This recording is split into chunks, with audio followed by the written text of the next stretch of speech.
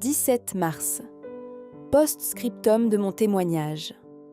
Au moment de mettre sous presse ce livre de méditation quotidienne, j'aimerais ajouter ce qui s'est passé depuis la fin de mon témoignage à aujourd'hui, car faut dire qu'il m'a pris plus d'1 an à écrire et que j'y avais laissé une page blanche à cette fin. Cette dernière année ne fut pas la plus facile, mais le Seigneur est fidèle et il nous a gardés. Plus les luttes sont grandes, plus les victoires sont remarquables. Tel qu'il est relaté à la page précédente, le cours de ma vie a changé. En effet, la librairie chrétienne a été vendue. Elle est devenue la propriété d'une autre sœur, mais n'en demeure pas moins entre les mains de Dieu et se lève comme un phare dans notre ville.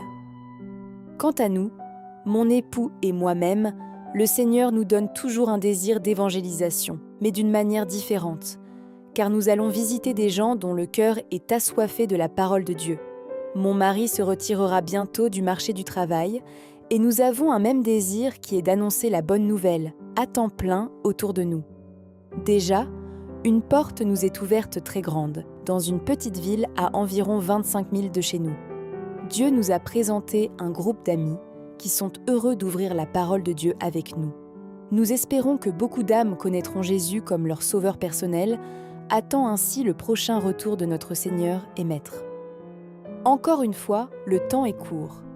Ayons du zèle pour celui qui nous a tant aimés, pour nous sauver à grand prix. Accomplissons son œuvre jusqu'à ce qu'il vienne. Il y a beaucoup à faire, mais Jésus nous accordera sa grâce pour demeurer fidèles jusqu'à la fin. Qu'à mon Sauveur soit toute gloire.